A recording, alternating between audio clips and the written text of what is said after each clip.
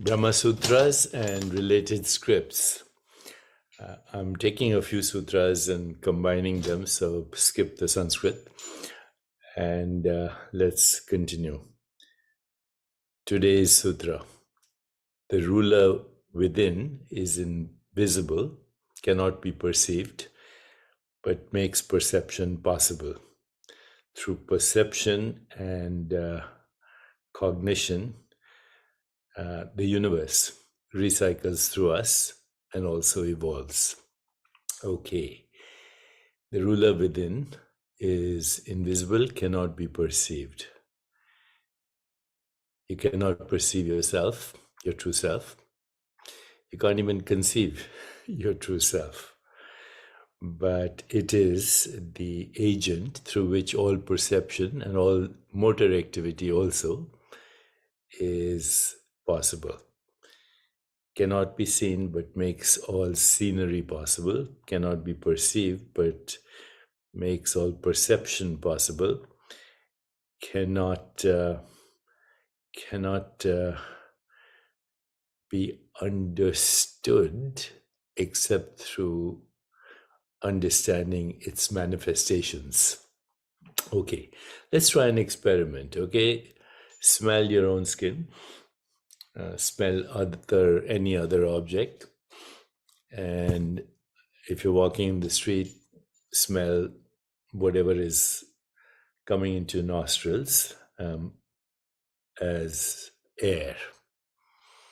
But the act is smelling. And the act of smelling, the inhalation, of course, there's air, but there are particles in the air. That's where the smell comes from. The particles are recycled from other beings, from objects, and essentially are the earth recycling through you. If you're walking on the street and somebody's smoking in the, a block away, then you're inhaling the particles from his lungs, but also the metabolic end products that are contained in that exhalation. So if somebody has an explosion of intestinal gas, otherwise crudely referred to as an FART, then you're inhaling fecal matter from the person who had the intestinal explosion. Bottom line, in every inhalation, with every breath you breathe in 10 to the power of 22 atoms that come from everywhere. In just the last 3 weeks, you have inhaled many particles that once existed, atoms, in the body of every other species on this earth, on this planet. So think of Jesus Christ, think of a frog, think of a tree, think of a squirrel, think of Jesus Christ, or any living or non-living thing. Particles and atoms have gone through your body that were there just 3 weeks ago. And in less than 1 year, you have recycled 98% of the atoms in your body, and they come from all other bodies.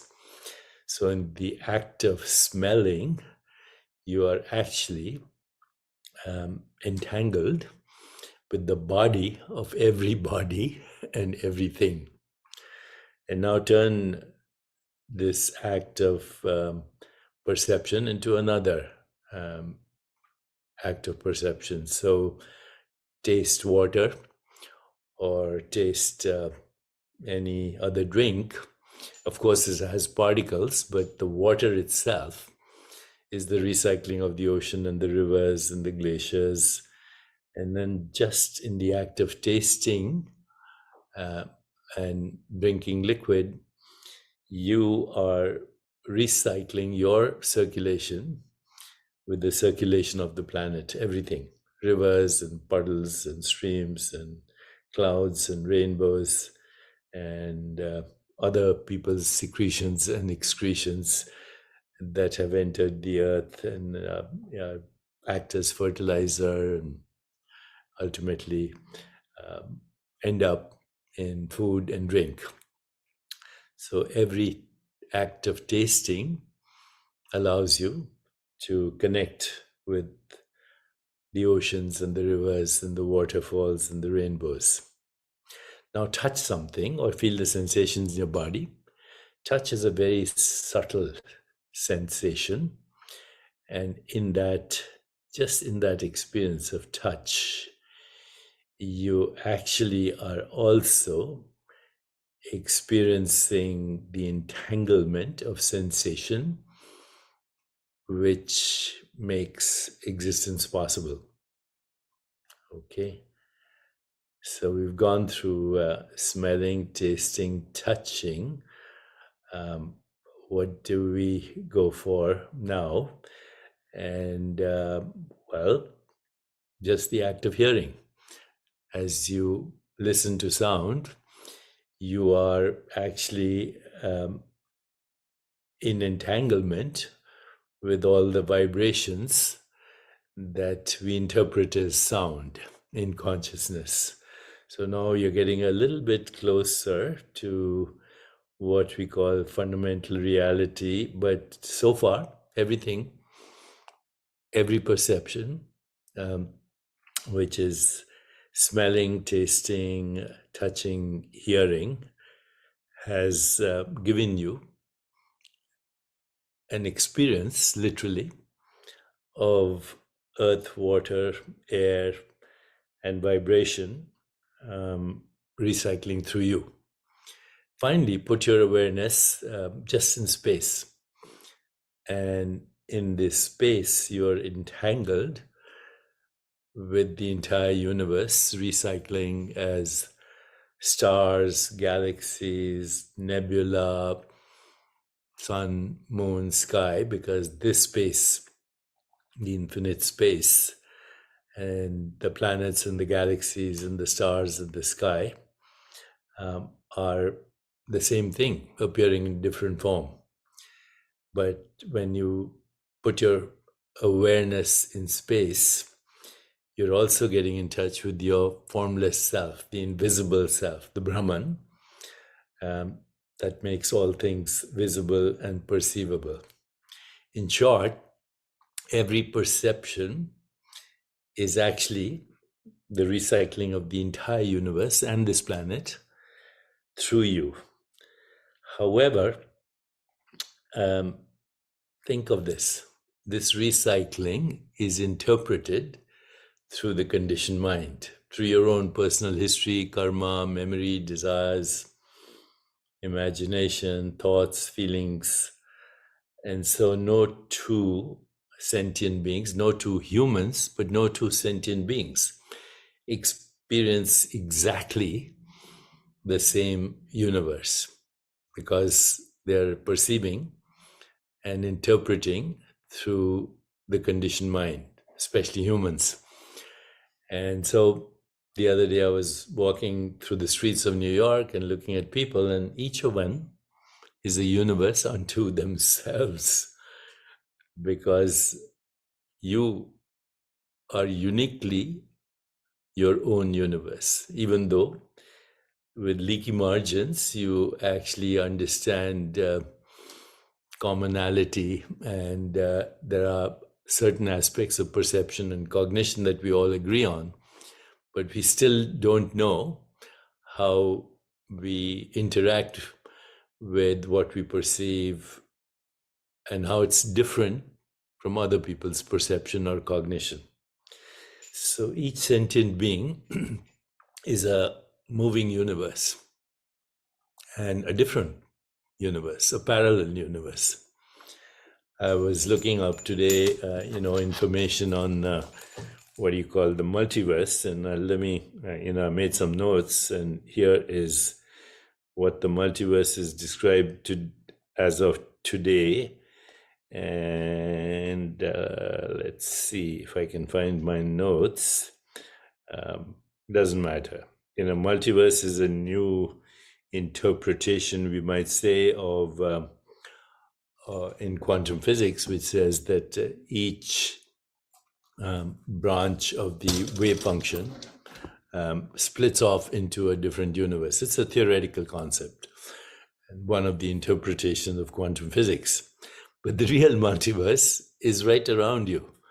Every sentient being, a walking universe, and parallel with your universe with leaky margins, so you can at least have a decent communication with other universes. So how profound, how crazy is this? Okay, that each of us is a walking universe, and we are already in a multiverse. But this is a different kind of multiverse, because my multiverse or my universe can actually connect with your universe through the leaky margins of consciousness. So what many spiritual traditions or Eastern spiritual traditions call lokas are locations in space-time. That's a construct.